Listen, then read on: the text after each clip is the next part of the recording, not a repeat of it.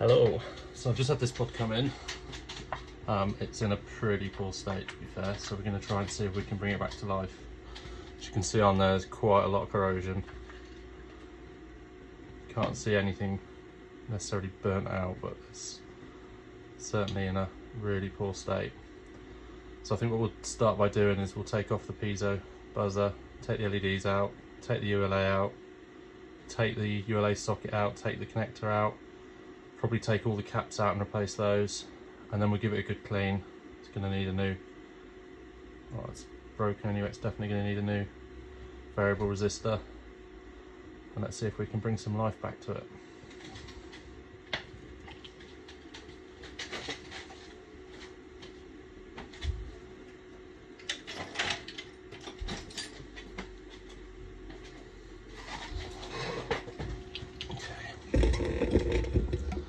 So I think we'll start with taking out the ULA. Hopefully, you never know, it may still have some life in it.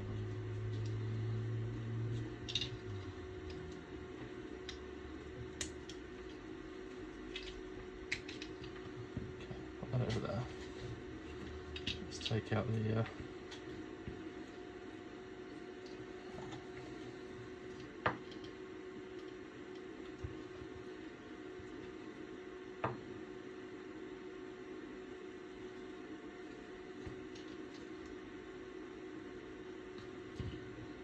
piezo. And we'll see if we can desolder these LEDs, take these bags out.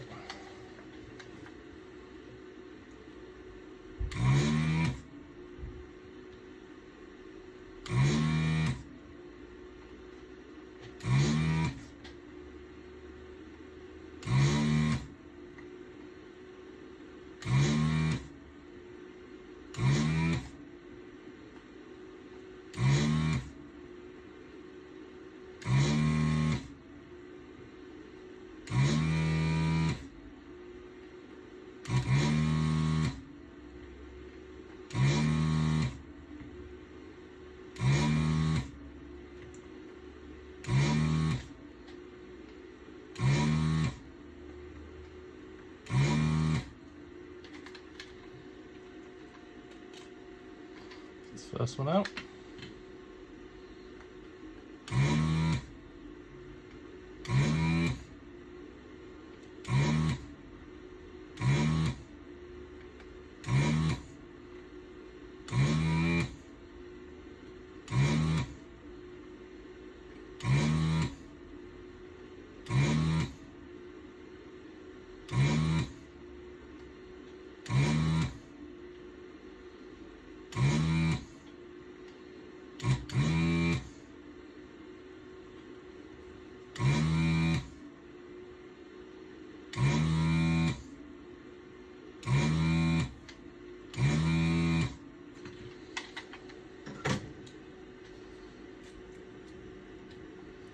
Give those a clean up before we put those back in. Right, I think next we'll take off this connector because that's heavily corroded and there's no use. So as always, I just cut the pins off so I can get a desoldering tool on it. I find it's the easiest way.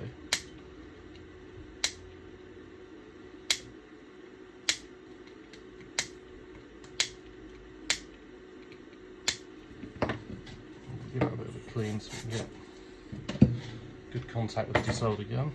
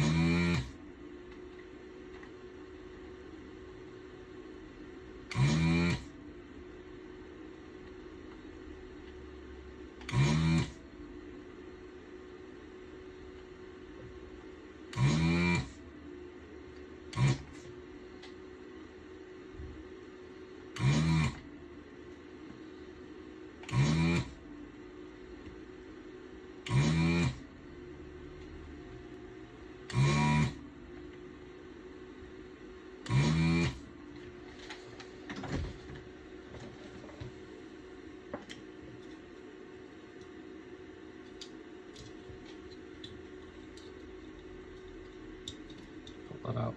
That can go in the bin. That's totally knackered. Okay, so I think we need to take a lot of these components out and replace them with a lot of heavy corrosion. Capacitors don't look too bad, but some of these resistors look completely rotten. So we'll take out this. Strangely, yeah. Okay, and we'll take out the ULA connector. Let's just give it a clean.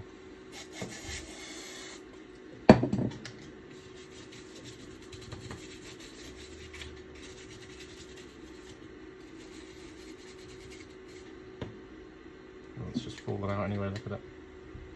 It's totally gone.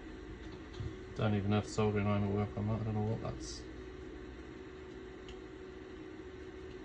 It's like something's gone rusty, and I guess it is that this has gone rusty and it's just leaked. Tap on everything. Certainly the IPA doesn't seem to be shifting it, so let's give that a blast.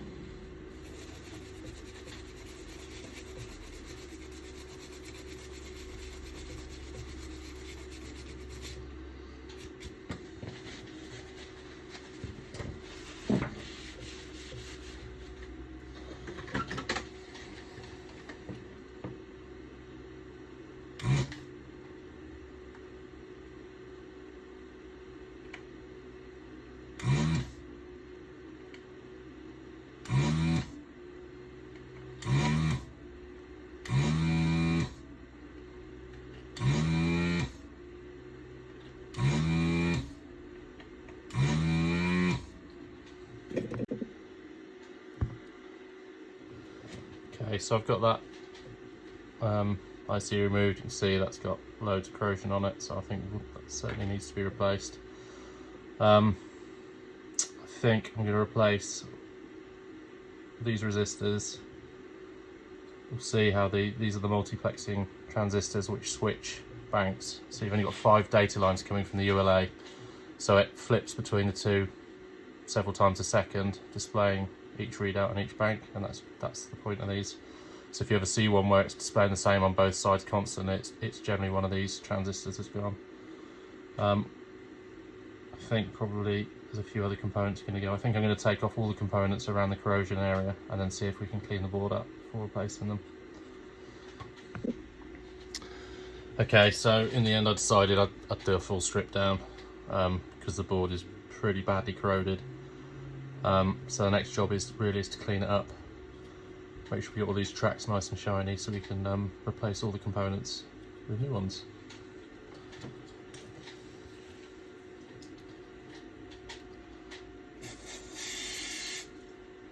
Just going to use a little bit of wire wool very gently just to lift that.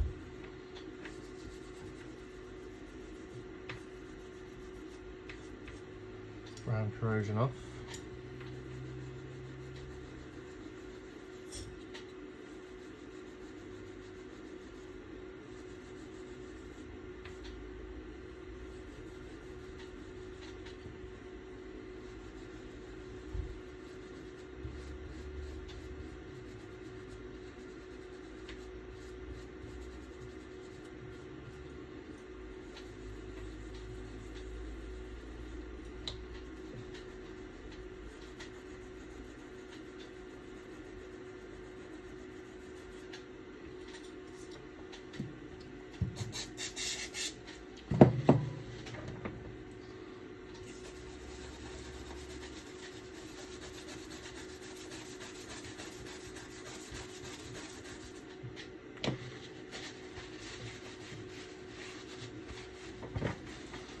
That side's come up quite nicely.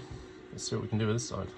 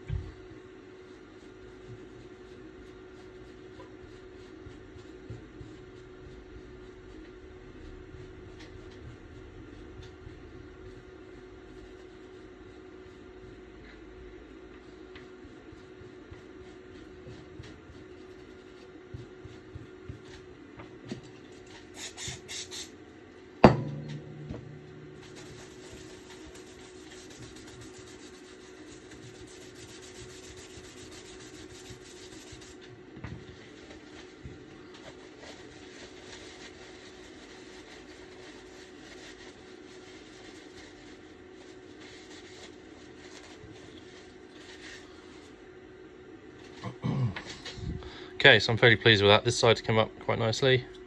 This side we got a little bit damaged we're going to have to fix. A couple of the tracks have lifted up, so we'll have to put some tiny little patch wires in for those. Where are they? Can't even see where they were now. Here we go.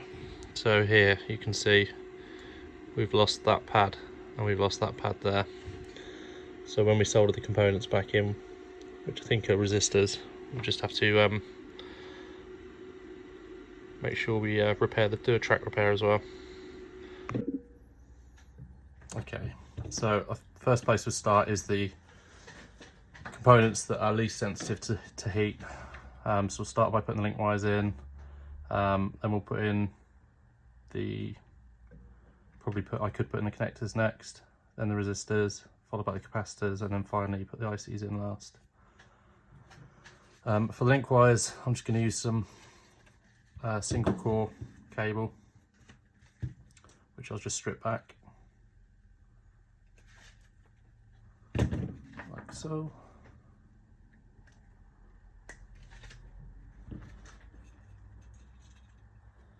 And then we'll start from one side.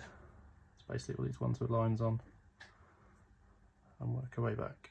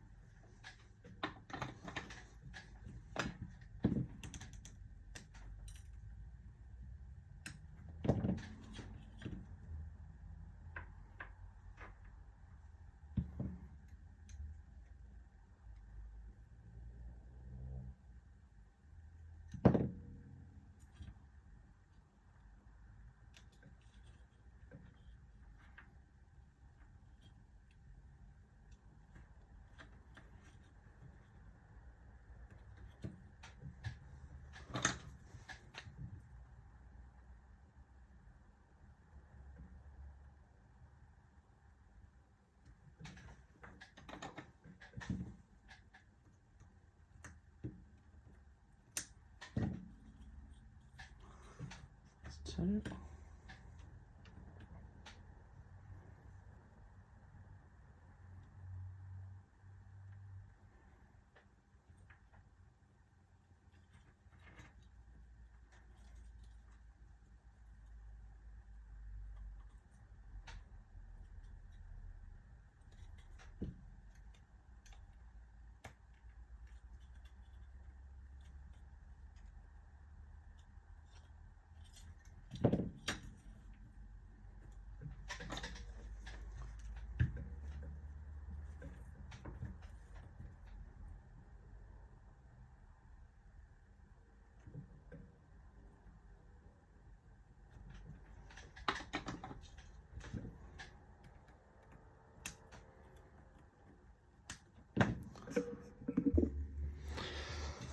Okay, so link wires are all in.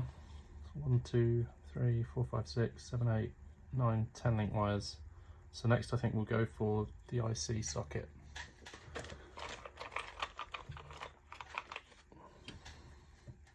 So you can see the difference between the two. Pin's really heavily corroded and all the legs. So no doubt even if that wasn't causing problems now it would do in the future. So we'll just replace it with a nice new one. So these are keyed, so you know which way the chip goes round, obviously marked on the board.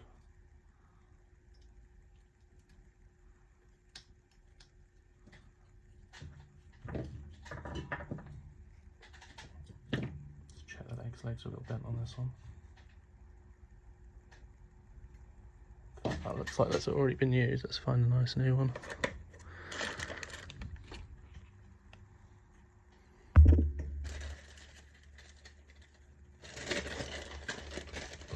Another bag of new ones here, so.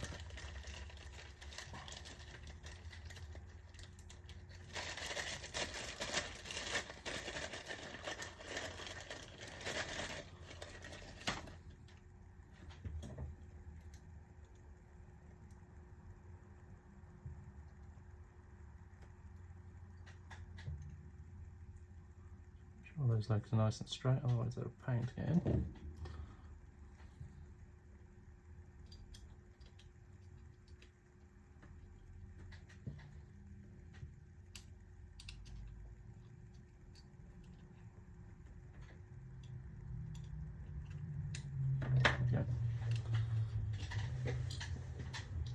What I tend to do with these is just solder one leg, and then you can heat that leg up and push it to make sure it's seated correctly.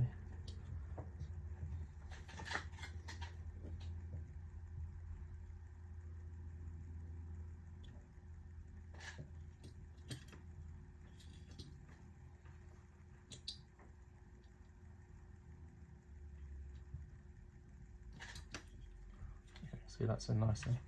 Okay, so just solder up the other legs.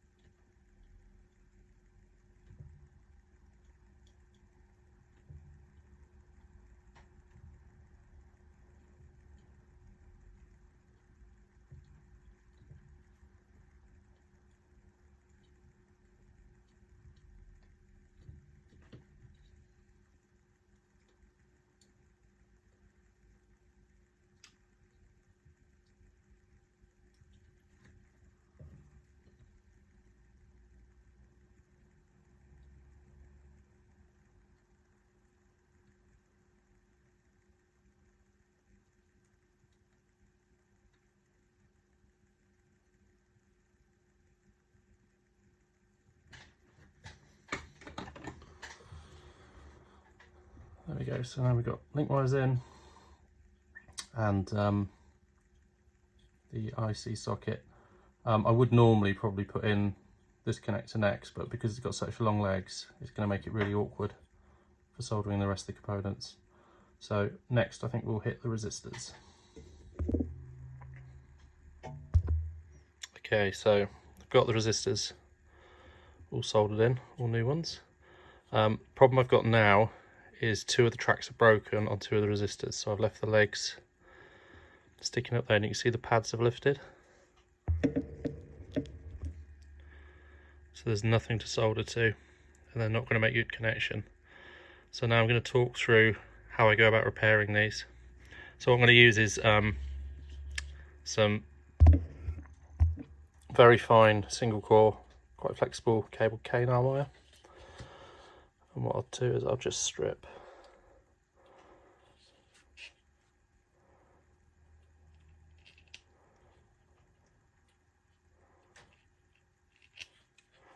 it's quite tricky to strip.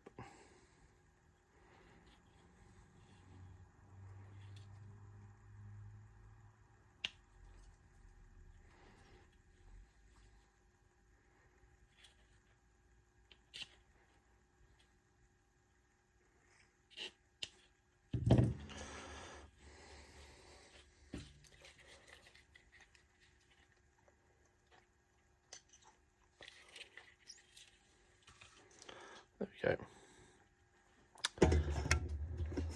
Alright, I'll try and zoom in so you can see the repair bit. Is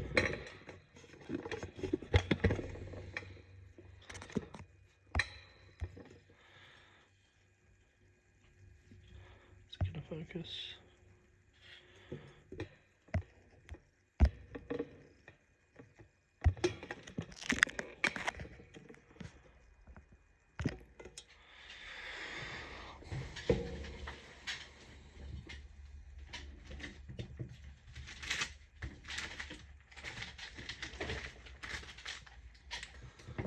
So the first thing I need to do is try and expose the tracks that I need to solder to, so this one here and this one here. So I'll just use a craft knife and carefully scrape away the green enamel.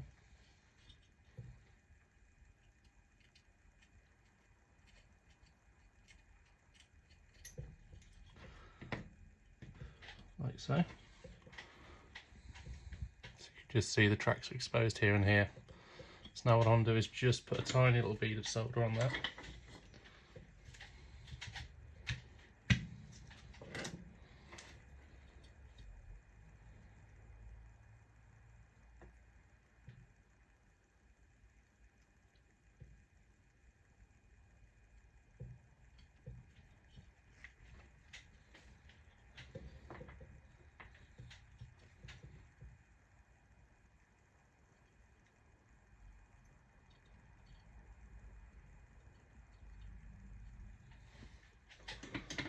really tricky to see, but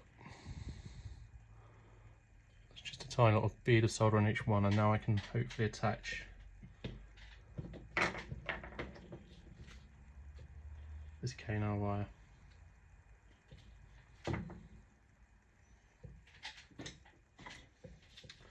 So again, I'll put a tiny little bit of solder on the end.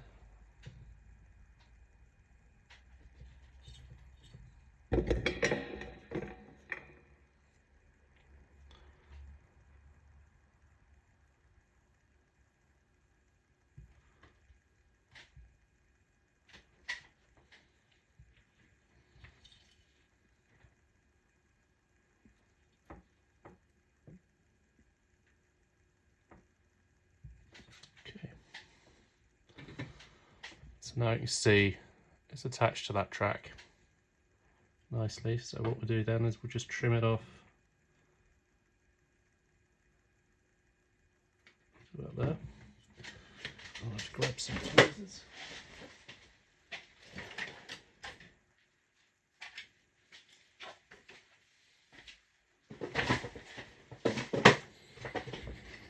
Okay, and what you want to do is take this overhang piece of wire and wrap it around the component leg.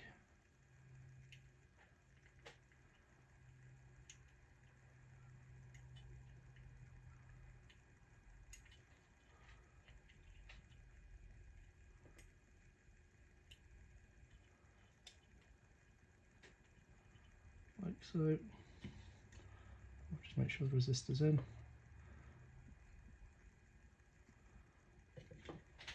Right, well, you can see that. So we've soldered onto that track and then wrapped it around the leg of that component. Really hard to see. But now what that should allow me to do is just solder that leg as normal.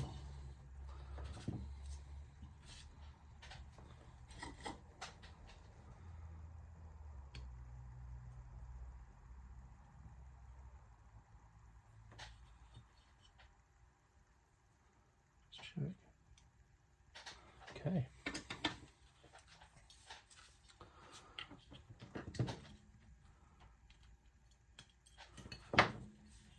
Then finally we'll just check continuity to make sure that connection is good.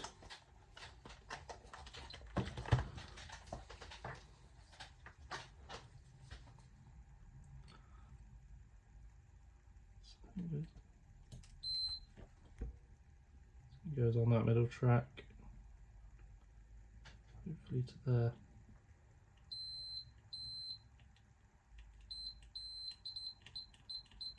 So we can see that one's good.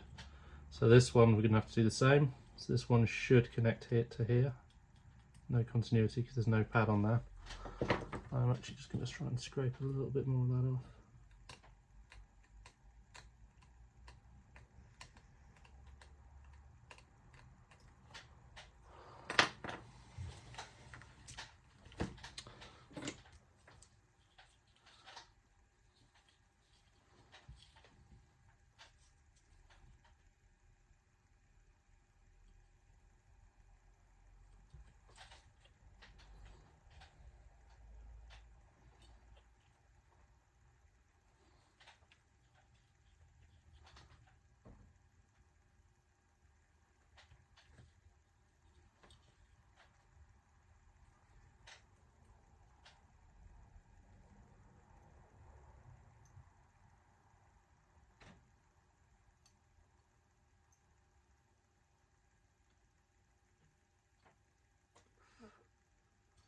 Okay, so got a good fix on there, so we'll do exactly the same with this one.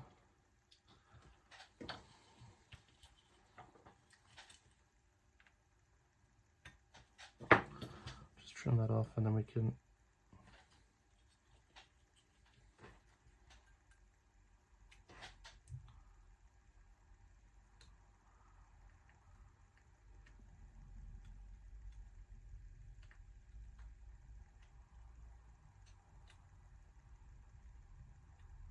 take it around the leg.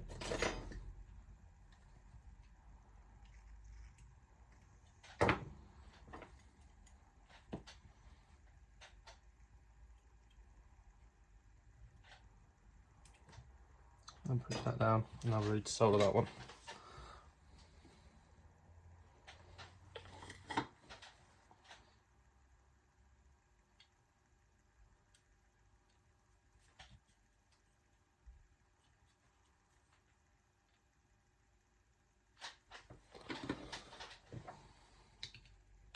Okay, once again we'll check the continuity of that.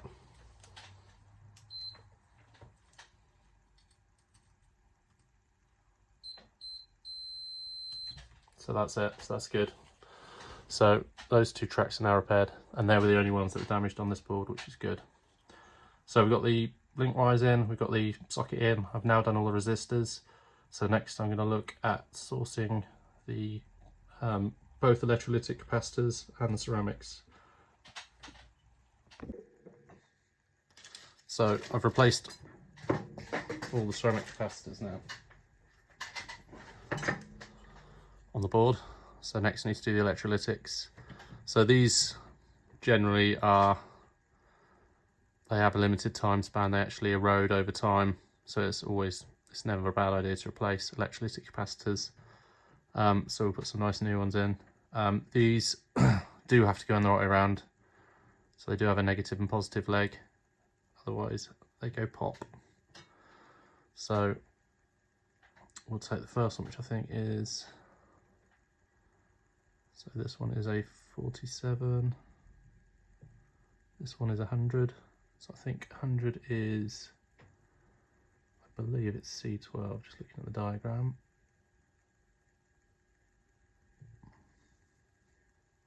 Yeah, C12.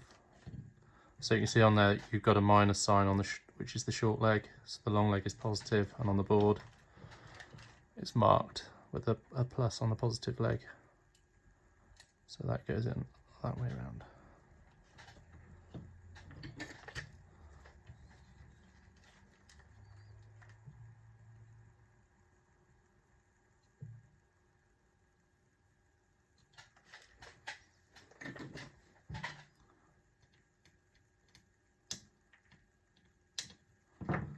So the next one is C11, which is a 47. So this is a 47. It's slightly bigger than the original because the original was only rated at 16 volts, whereas this one's rated at 50 volts. It's all I've got kicking around, but that'll be fine.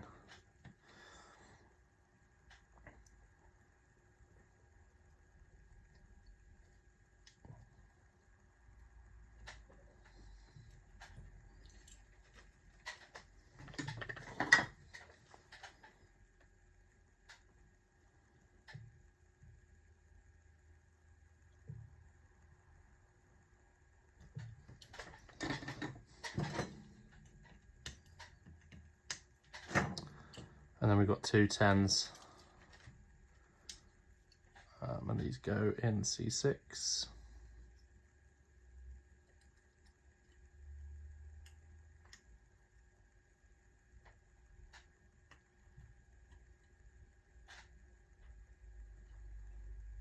And C2.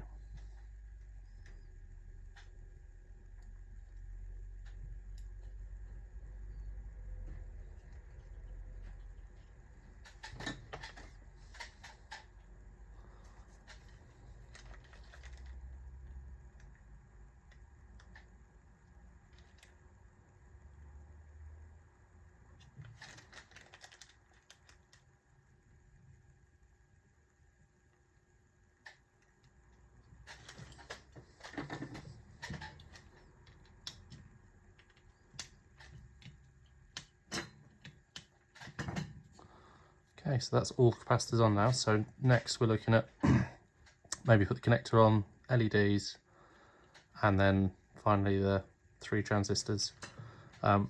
So that was the original potentiometer. This is used for tuning the battery load bar on the pod, so when the battery depletes it slowly counts down, and these are used in the setup for that. So we'll pop a new one of those on.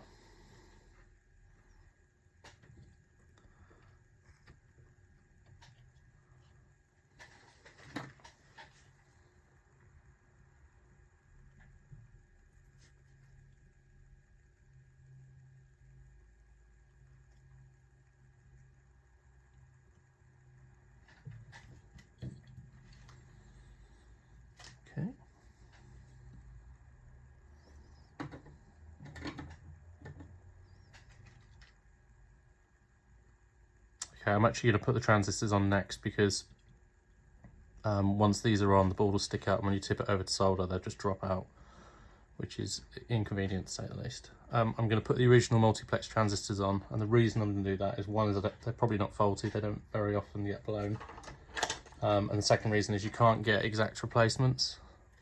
So I do have an alternative which I can put in if these are faulty, but I'd rather keep the original ones if they're good.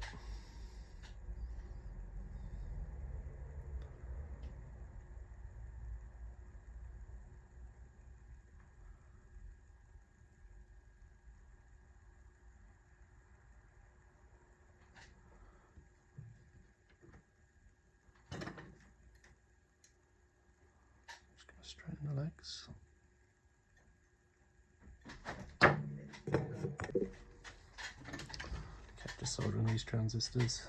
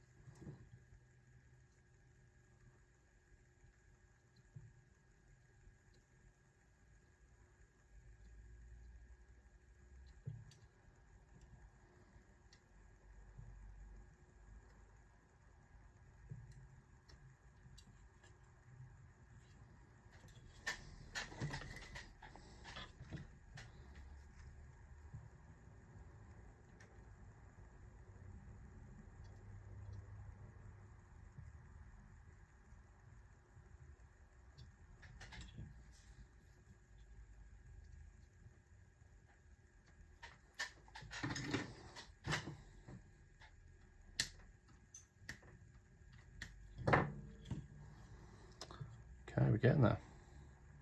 So now we've got the TR3, which is actually another voltage regulator, which gives you a 5-volt supply. I think I'll put a new one of those in. So that is a 78L05.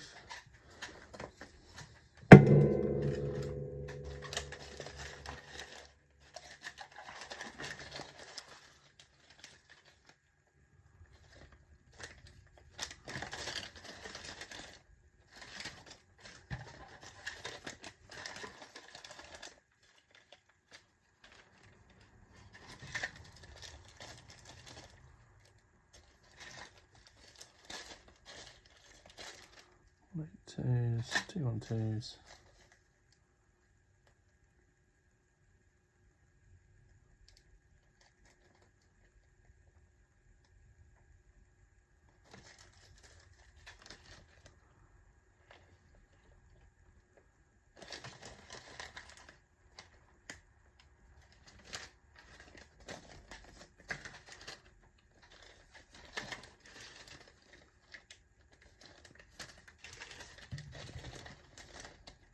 There we go. Let's get some 78L05. I know I had some in there somewhere.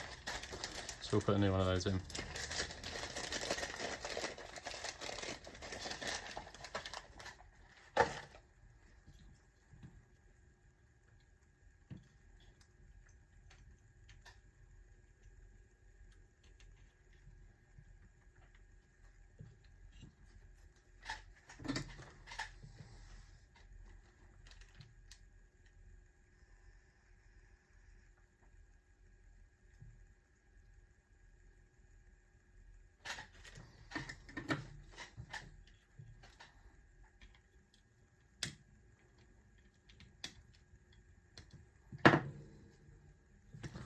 Okay, we're starting to look more complete now. I think what we've got left now is the connector, the LEDs, piezo, and then plug the ULA back in and we can test it. Okay, so I've just given the legs a bit of a clean up with some wire wool, just to get rid of all the corrosion off so we get a nice solder joint. So we want green first, then up to red.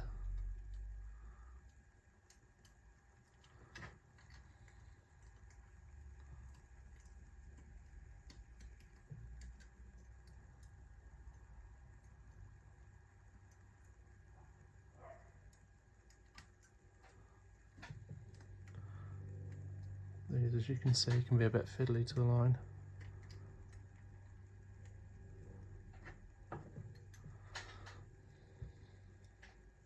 There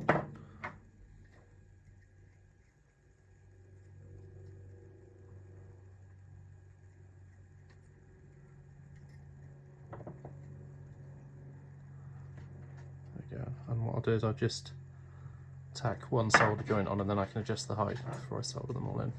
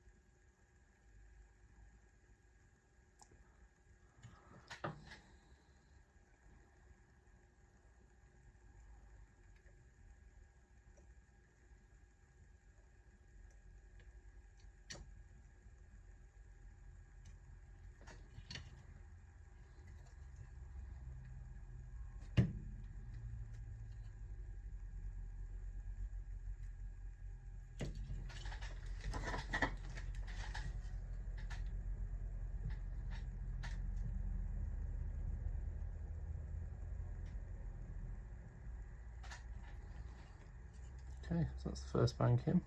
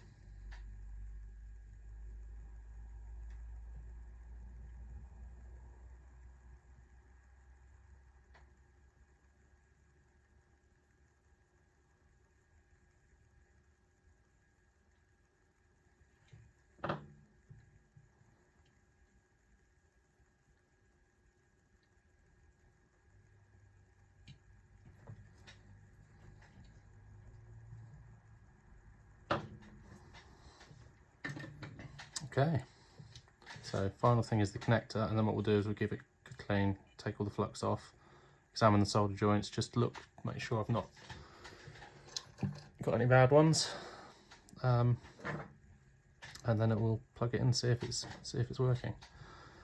So let's put in a new header pin. 1, 2, 3, 4, 5, 6, 7, 8, 9, 10. And then pin 2 is removed.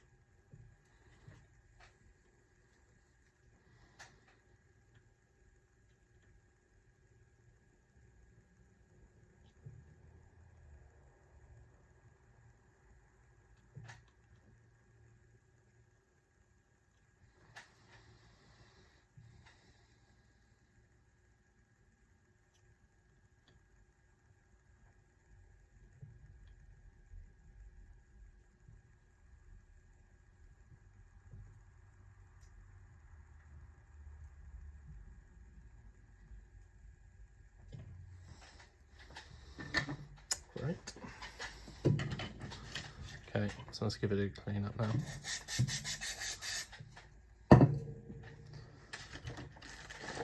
Okay, solvent.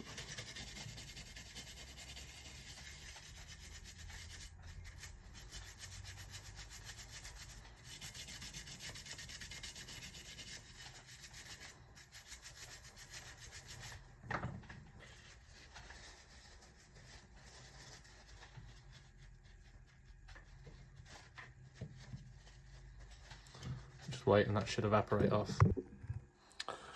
Okay, so it's all cleaned up nicely, all nice and shiny, all the rust is gone. We've replaced most of the components, giving it a good clean, nice tidy solder joints. So the next thing we need to do is put the ULA back in and then give it a test. Oh, and the piezo crystal. So we'll give these a bit of a clean first. The ULA's got pretty corroded legs from obviously the corroded socket that it was in. So we've also got a bent leg there, look. So I'm wondering if it's been taken out and put in at some point. So we'll just carefully straighten that leg. Hopefully it won't snap off, sometimes they do.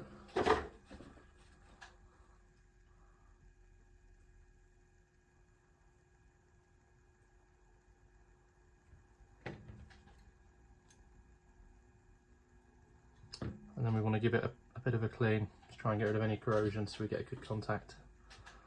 So I'm just going to use again a little bit of wire wool and just gently go over those legs. Put over that just to support them so I don't bend them.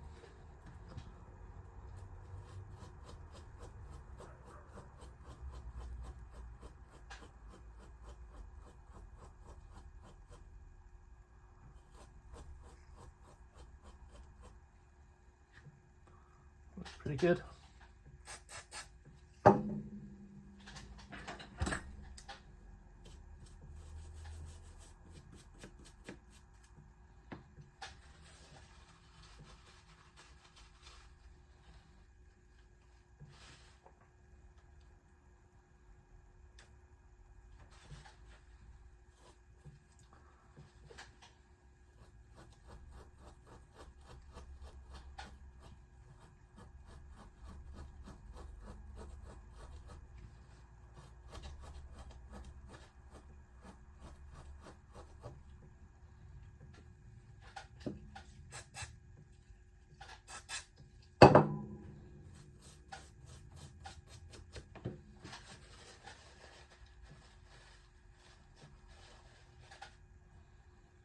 Okay, now we need to just do the insides of the legs the same.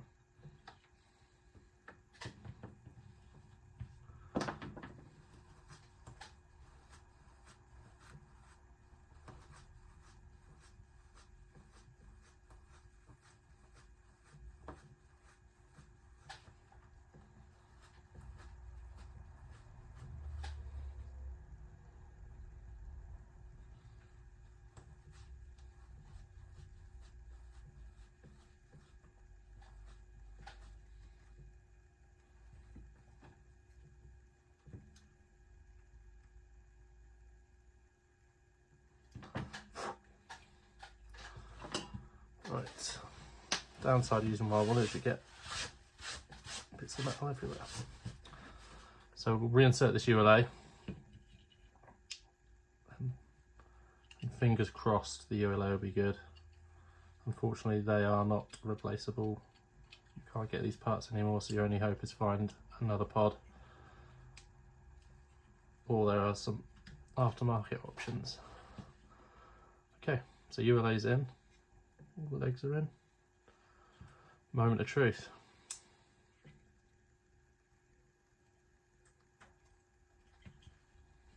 So we'll plug it into our pod tester, see what happens.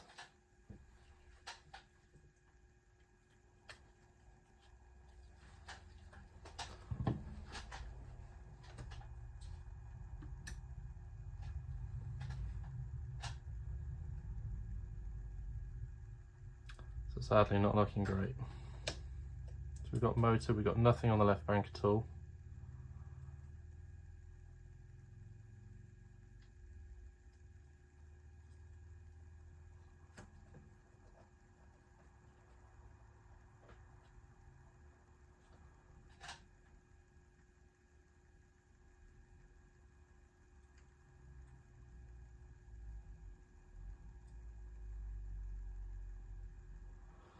Okay, so what actually happens is, you can see on the ULA there's 5 data lines, and these are used to control both banks of LEDs, but there's 5 LEDs in each bank. So what it does is it uses a multiplexer to switch between the banks faster than you can see it, and then it changes the data for the left bank and the right bank each time it changes. So what you have is 2 multiplexers here that go into TR1 and TR2, and they switch and they provide the 5 volt supply to the LEDs, 3 volt supply to the LEDs. Then that one will switch off, this one will switch on, and it will supply the 5 volts to these LEDs. And then the ULA will actually ground each pin depending which one it wants illuminated for each bank. So I've hooked it up to an oscilloscope. So I've got the pod here which is working, and then we've got just a test clip over the top of the ULA, and then I've got my meter probes on pin 12 and 11, which are the 2 MUX multiplexer outputs on the ULA. And if you look at the scope, you can see we're getting a signal on both of those, which is what we'd expect, and it's running at roughly 50 Hertz, so it's switching about 50 times a second between each bank. The reason I suspected this is because we can see that the first bank isn't illuminated at all, and the second bank is. So it makes me think that it's not switching at all to the left bank. The right bank would be right up for a fully charged battery, although we're missing the 2 amber LEDs. They could be faulty LEDs. I've not checked the LEDs yet. So it could be even as simple as that they've been blown up, but I don't suspect that will be it. So the next thing I'm going to try is we'll have a look at the outputs on the transistors, and we should see those again turning on and off at a rate of around 50 Hertz. Okay, so finally go back to having a look at this pod, and I made a really stupid mistake, and that was I put the banks of LEDs the wrong way around. So these are all connected the wrong way around, which is why there are no LEDs, and this one we're only getting a few light up. I put it all back together and tested it. It looks like there is still a ULA fault. The piezo crystal is obviously heavily corroded and full of muck, and when I've opened it up it's pretty much disintegrated. It's rotten away, so this unfortunately is of no use at all anymore. So I've just put on a standard passive buzzer from an Arduino kit, which may not sit nicely in the hole, so might have to be mounted somewhere else in the pod. So if we connect it up now, we can see how this one's working.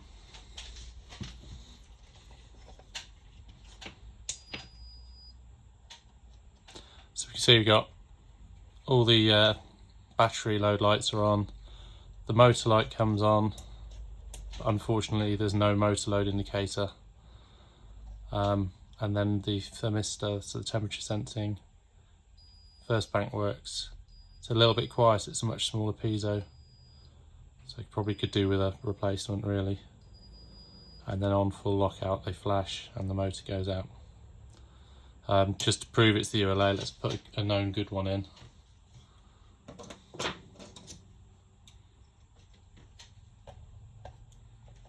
Gently lever this one out.